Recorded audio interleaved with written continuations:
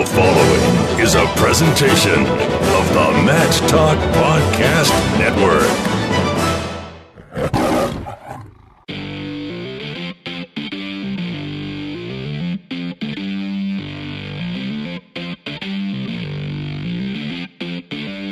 It's time for the ODU Wrestling Monarch Mattcast, a show dedicated to all things related to the Old Dominion Wrestling program. On the web at monarchmattcast.com. Now, here's your host, three-time National Wrestling Writer and Broadcaster of the Year, and 2004 ODU alumnus, Jason Bryant.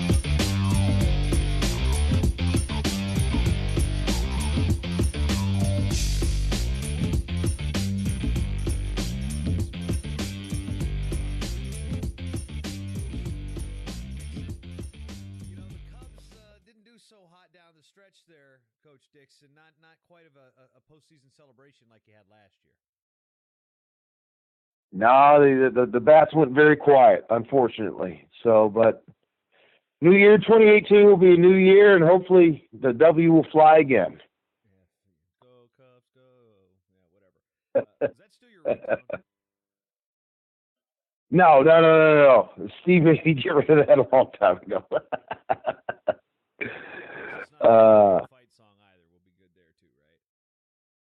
That's good, but go Irish, January 1.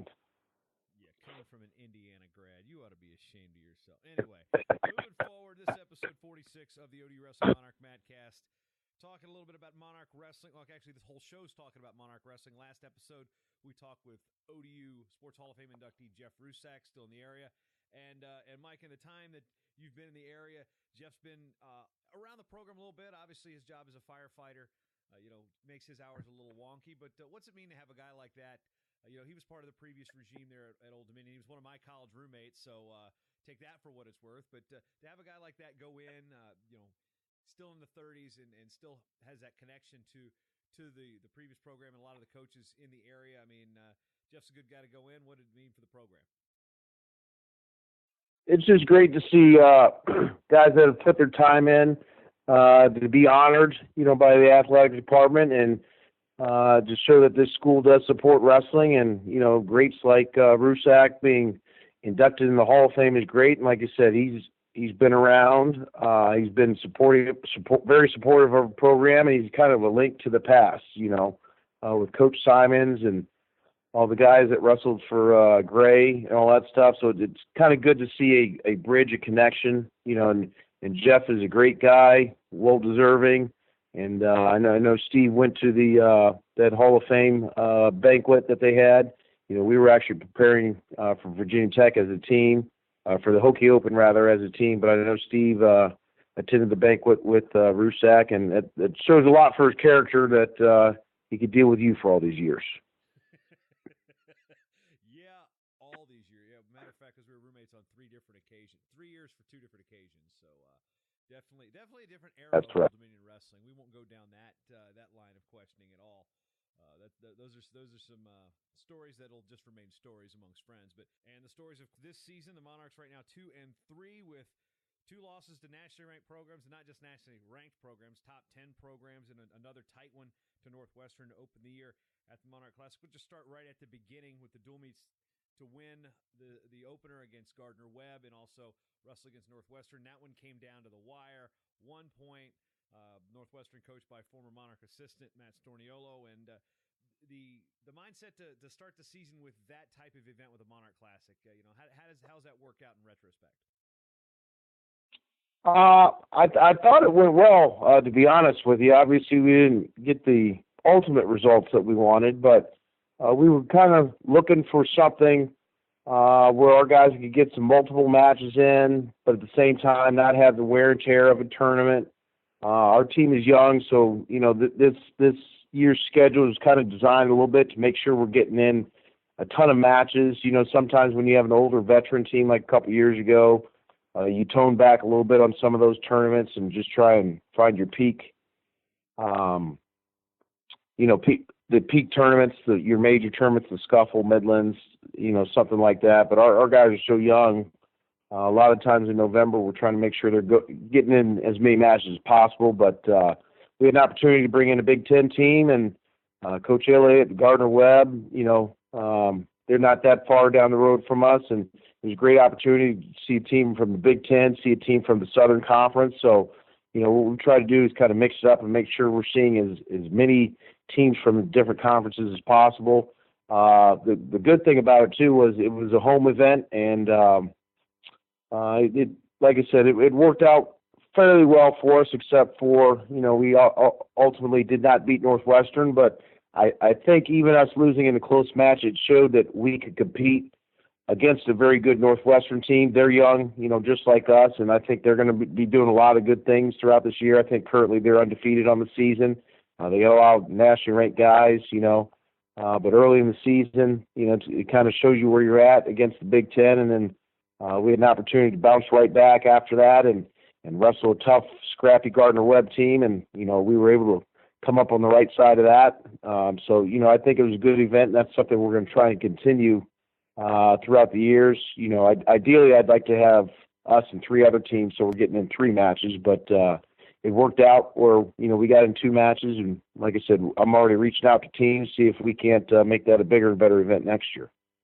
Follow that up with the tournament. Navy Classic, good performance there. I mean, there at points throughout the course of the tournament, you guys are bouncing around in the team lead, which is something that doesn't often happen in individual tournaments where you're going to Midlands, you're going to Scuffle. There's power teams that are going to be up there, and there were some power teams at the Navy Classic, but right there, a strong third place finish, some strong individual performances, some big wins. I mean, you look back, and how did you take stock of what went on in Annapolis?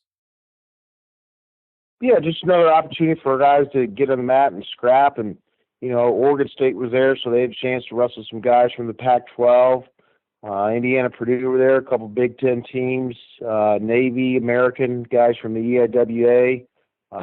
Campbell was there, so another Southern Conference team. So that was a great tournament. It wasn't too hard travel for us. Annapolis isn't too far up the road for us. So it was a great team event. So, it's kind of teaching our guys you got to fight for every point, because everything is important, because it means something for the team. And, like I said, I know at some point we were in first. We ended up finishing in third. But really, if we win one more match, we finish ahead of Purdue. But I know we finished ahead of Princeton, and Princeton's got a very, very tough squad this year. So, we beat some solid teams. We showed that we can compete with some good teams. So, our team's not necessarily getting a lot of publicity in terms of what we're expected to do this year, but I think we got a good group. We got a good scrappy group, and the biggest thing is that every day in practice they come to work, they come to try and get better, and I think we are getting better. And the guys, they want to do well, and I'm excited for the next couple of months to see how much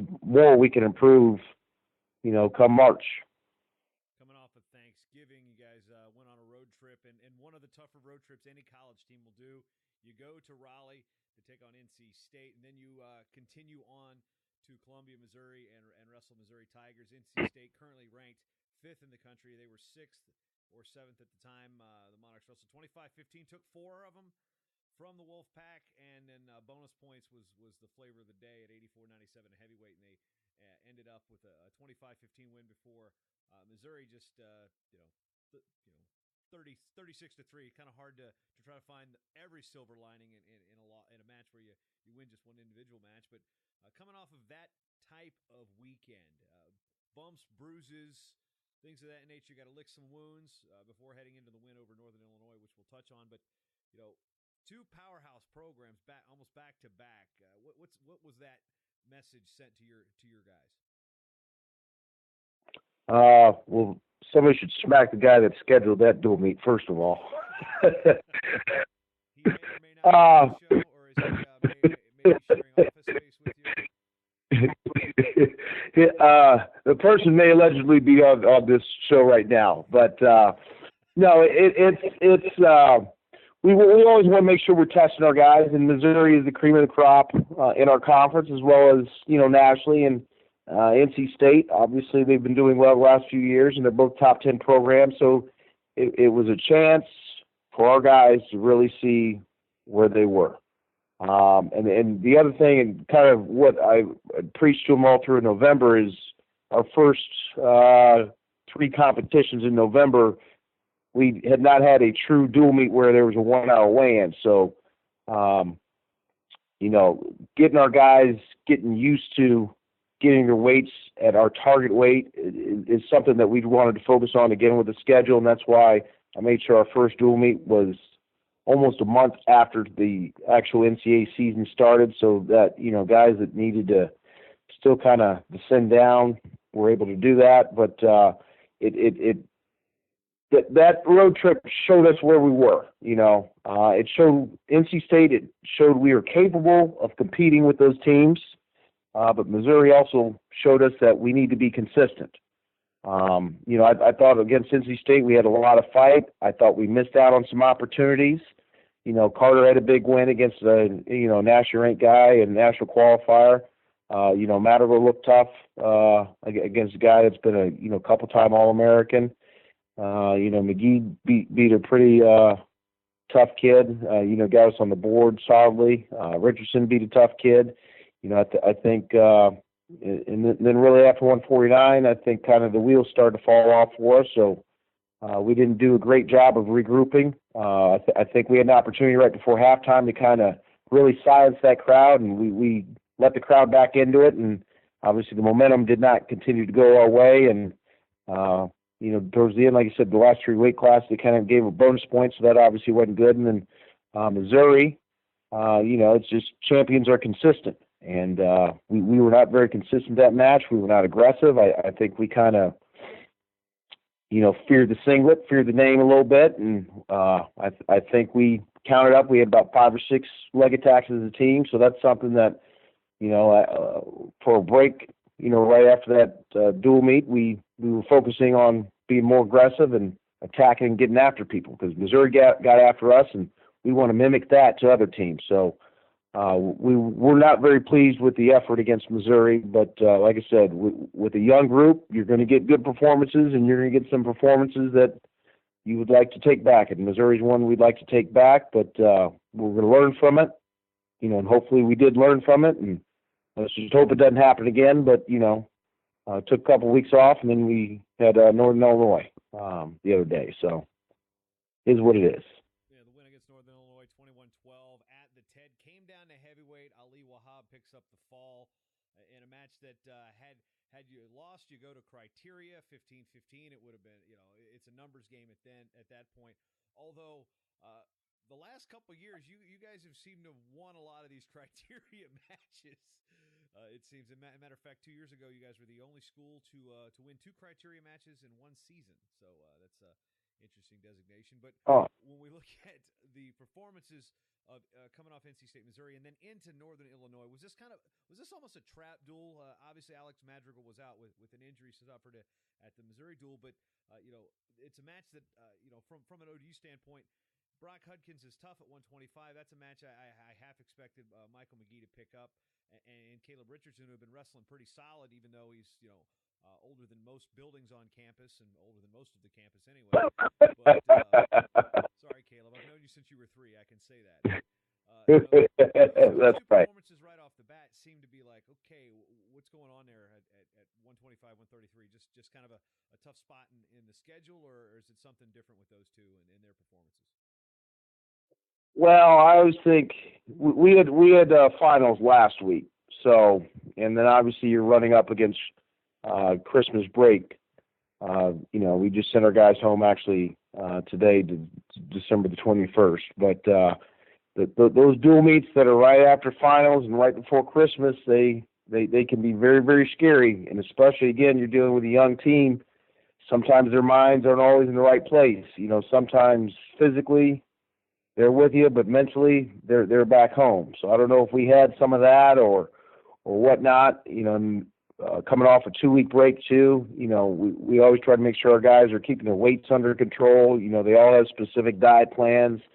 So it's a combination of things. And, McGee, he's our fire starter. We expect him to put us off on the right foot, and that's certainly a match he's capable of winning. But, we're going to learn from it and make the corrections, adjustments, and hopefully bounce back next time. Hutkins is a very, very tough kid. Northern Illinois is always a tough, scrappy team. And then Richardson obviously did not have the ideal performance that he was looking for.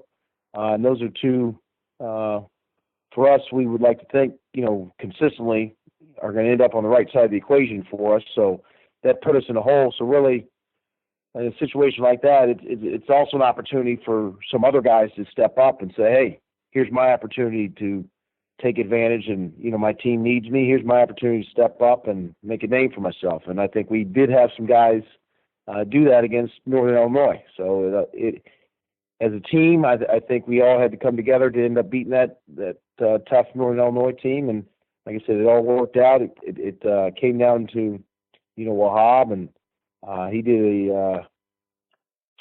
a great job of staying in the match.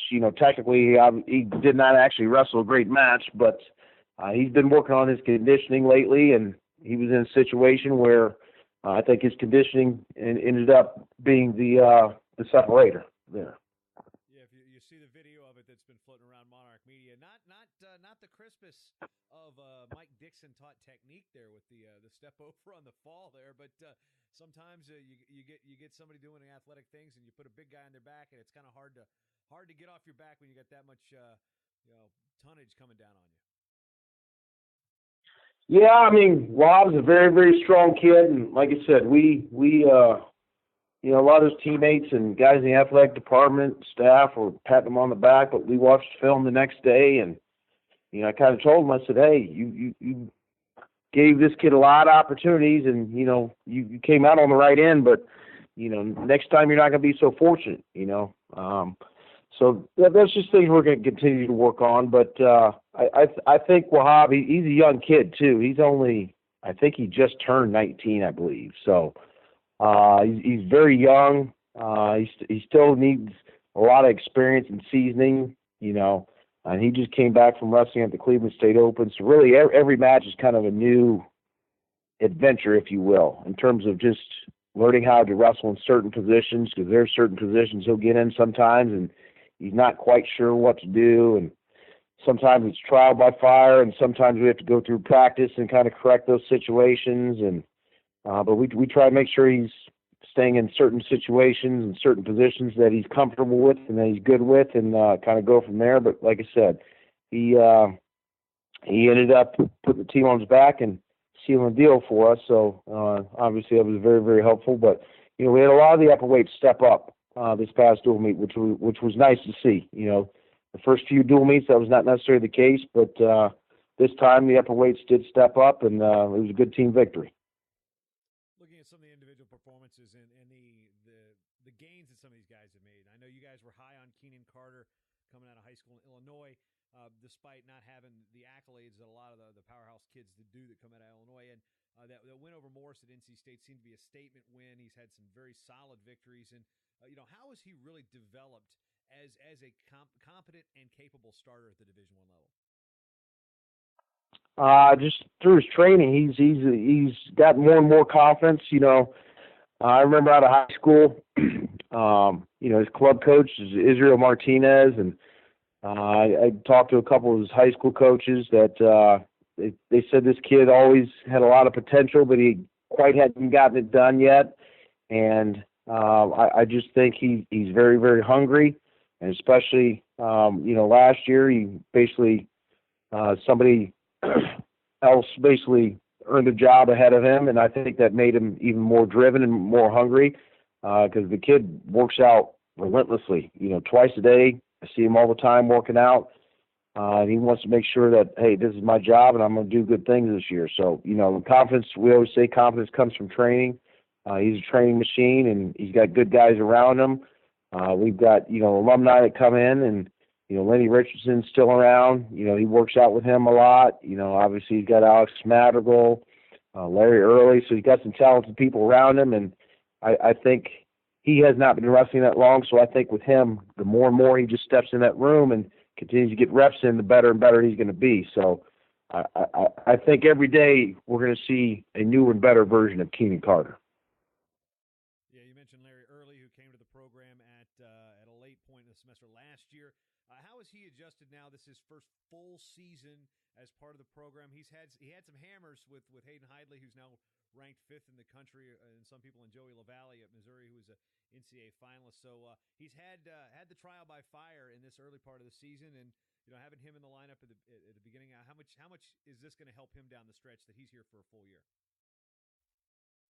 I think he's finally getting adjusted and used to the training. The kind of the situation he was in last year. We got him mid-semester, and really that second semester of last year was really just kind of just trying to get his weight down, get him in shape, and kind of go from there. But we've had a whole summer to train and work with him and all that stuff. So it's just continuing to get him confidence. We want him back to that level where he was coming out of high school. He's certainly capable of winning a national title. But, even he, as talented as he is, he's got to do everything right. And it's just about being consistent with Larry, and he's somebody that, obviously when the spotlight shines on him, he's used to those big time performances.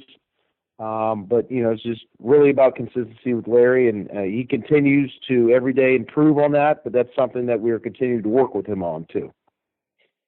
165, Luke Drugak picks up a 4-1 win over Andrew Scott, and that Scott name seems to have been a pain in the butt for ODU wrestling for a number of years, but, Drugak picks up a big win there, leading into Selden Wright, who's up at a new weight class. So 65-74, Selden was there at 65 the last 2 years, now has moved up. Drugak slides in, and that part of the lineup, it looks like there's been some gains there as well. Yeah, 65. We also have, Drugak's done a great job for us. Ben Schramm, he's battled some injuries the last couple of years, but he's had some good performances for us. So those two guys are still battling it out. So that weight class is not solidified yet, but both of those kids are hard workers, and whoever ends up getting the spot for us, we're very, very confident in. But it's just continue to work with those guys on a daily basis, and making sure that whoever represents us in that weight class is doing the best things they can for the team, both on and off the mat. Selden, obviously he's been to the show before. So he's one of those guys that we're kind of expecting to take more of a leadership role with our program. But, the same thing with Selden. Athletically, he can compete with anybody. On his feet, he can compete with anybody. But it's improving in the other areas where he's not quite as strong. And once he makes those gains and those differences, I think that's really where he's going to take that jump to where from just being a national qualifier to all of a sudden now we're talking about being on the podium contending for a national title. So as Selden continues to work on the areas specifically on the mat, I think the sky could be the limit for him. And once he gets his top and bottom game down, he could be a real scary, because he'll be a complete wrestler then.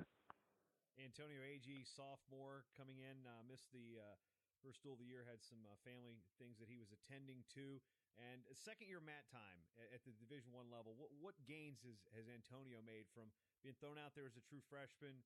Kind of probably cutting hard to get down to 74. Now being up at 84, having a full year in the lineup, and knowing exactly what Division I wrestling is supposed to be like. Yeah, nothing's a better teacher than experience. So he's been there for a year. He's been in the lineup. And we told him earlier because we did debate a little bit about do we wrestle him or not, but we decided we're putting our best team on the mat, and he's somebody that. He's probably one of the stronger kids in his weight class, and as long as he gets to his ties, he's going to be in every match. And that's one thing. It's just making sure he understands how he wrestles, how he best scores points, and making sure he's just constantly getting to them. Every now and then, even though he's been in the lineup for a year, he's still just a true sophomore. So even with these kids that have been in the lineup for a year or two, you still have to remind them these are the things that you do. You do these things well.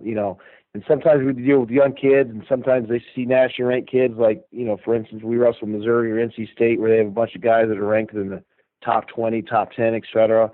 Sometimes they may want to change their style, but that's when we as coaches may have to do a better job of reminding them, hey, you're good, you have attacks, remember what you do. Let's focus on what you do versus so much about what other people do. So some kids just need reminders of this is how you score, this is what you do. keep doing that, good things are going to happen. And AG, if he sticks to his control ties, I think he can be in a match with anybody in the country.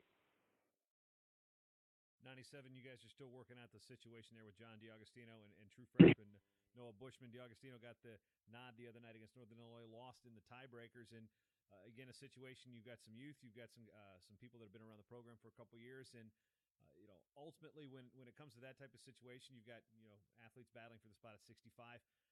What makes those decisions for the athletes, and what makes those decisions for the coaches? Well, I mean, the easiest thing, what I try and tell all the athletes is take the decision out of the coach's hands.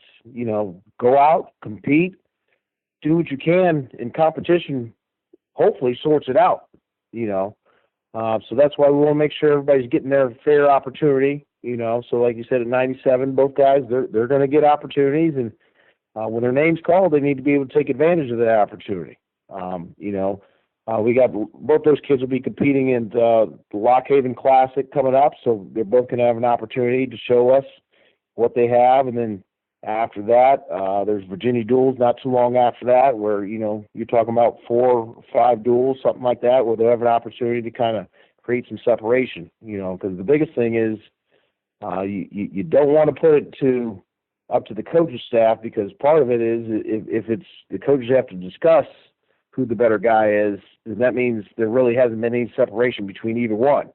And ultimately, one of the great and kind of tough things about wrestling is that only one guy in the end is going to represent you per weight class. So somebody's going to be moving on, trying to achieve their goals, and somebody's going to be a little bit disappointed that they didn't get the nod at the end of the year. But I try and tell everybody, hey, take it out of my hands. Make it so it's very obvious what the decision is. So that's the situation where both guys just need to get better. John, he's an older guy, but he's battled injuries most of his career. So in terms of mat time, he's on the younger end of experience. Just like Noah Bushman, he's a true freshman thrown in there. So that's a weight that we're going to need some consistency out of throughout the year, and hopefully as the season moves along, we will get some consistency out of that weight class.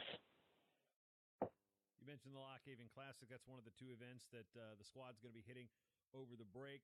How many are you sending to Midlands? How many are you sending up to Lock Haven? And what can we expect first off at the Midlands and then at Lock Haven? Midlands, we'll have 6 athletes total representing us. Killian Cardinelli and Kevin Budak will be wrestling unattached at Midlands. Both those guys will be redshirting, or the plan is as of now to redshirt them. And then wrestling representing the Old Dominion singlet will be Michael McGee, Caleb Richardson, Larry Early, and Selden Wright. So it's an opportunity for those guys to obviously compete at a very, very high level, see some national ranked guys, and for some of those guys to help out their RPI and improve their stock in terms of possibly getting a national seed, or really just another opportunity to try and get better and focus on things that they need to focus on, so they have some confidence, going into further competition. Because some of these guys have some tough schedules coming down the stretch. I know Caleb Richardson probably, in terms of weight classes, he sees a lot of nationally ranked guys second semester at his weight class. So it's just an opportunity to, hey, I can continue to make a name for himself. So by the end of the season, he feels confident going into the national tournament. And then some other weight classes, like I believe Selden doesn't necessarily see a whole lot of nationally ranked guys the rest of the year. So Midlands is a great opportunity for him to start, knocking some people off and really make a name for himself. So, that's something we sat down as staff and evaluated, kind of looked at projecting what the season was and seeing how many guys they could possibly see that are ranked. And, we felt those guys best represented us. So that's what we wanted to do. And then obviously the Lock Haven Classic, those are guys that really just need more mat time. And we just want to continue to get better and better so that, come the dual meet portion of our season, we're ready to rock and roll. Hopefully we can get some more excitement in the TED and obviously have a lot of good results this year. Yeah, Lock Haven, that's an event we used to go to in the Gray Simons era. Of course, Coach Simons wrestled at Lock Haven, and he could walk around that town and just people would just throw roses and money and coins at his feet because he's still a living legend up there. But the dynamic of a tournament like Lock Haven for the younger guys and the guys that are redshirting and those that are needing that more work to be put in, benefits of picking that tournament versus having some of those kids go to the Midlands and try to do that through the consolation round, so to speak. Yeah, it's Lock Haven's a tournament where it's got a lot of scrappy teams. Like Buffalo's going to be there, VMI, George Mason. Lock Haven's going to have most of their team there. Like you said, Midlands is a little bit higher level tournament, and pretty much just about everybody that we're sending to Lock Haven most likely would not be seated at Midlands. So that means first round at Midlands they'd see somebody tough, and we want to make sure we're giving everybody the best opportunity to get in as many matches as possible, and that's why we picked a tournament Lock Haven to where there really, to be honest with you, aren't going to be a bunch of superstars there. So that way. Everybody puts on the singlet the same way. It's somebody, you're stepping across the line, go out, compete, wrestle hard, and see at the end of 7 minutes, see what happens, So hopefully everybody's getting 4 or 5 matches in. I attended there last year. It's a very good tournament. It's a very good tournament. You got a lot of scrappy kids, and you got a lot of kids that, are starters for a lot of other programs that come there. So, it's something we're looking for, and confidence is a big thing with this young team too. So, sometimes kids aren't quite sure if what they're doing is right or if they're actually the guy, and just, again, the more repetitions they get, the more times they step out on the mat, get that hand raised, the more confidence they get. So that's kind of what we're looking for out of that tournament. Associate Head Coach Mike Dixon here on the ODU Wrestling Monarch Matcast.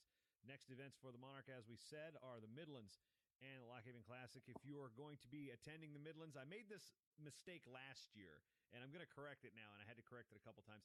Midlands this year is at the Sears Center in Hoffman Estates, so outside of Evanston, it's in a suburb. So if you plan on attending, most of you that are in the Illinois area with the alums and parents of these guys, you know this already, but if you're making your plans, don't go to Evanston. You want to go to Hoffman Estates. It's not a subdivision. It's actually a name of a suburb. At the Sears Center, there's some teams that play there that are pretty good. I know that I'm staying right near there.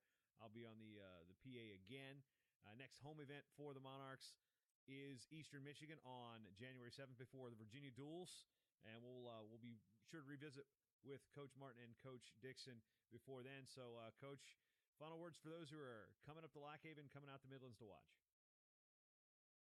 No, just we're looking to get better. Merry Christmas to everybody. Happy Hanukkah, Happy Kwanzaa, Happy Festivus. Merry Festivus for the rest of us. That's right. What did you ask Santa for Christmas? Some hair, a mustache,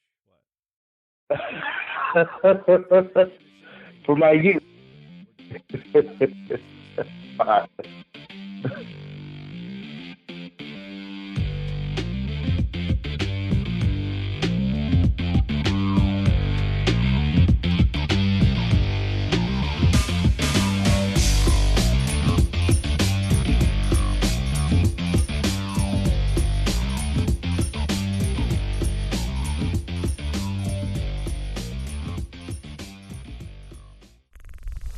Show is part of the Mat Talk Podcast Network. For more wrestling podcasts, head over to MatTalkOnline.com.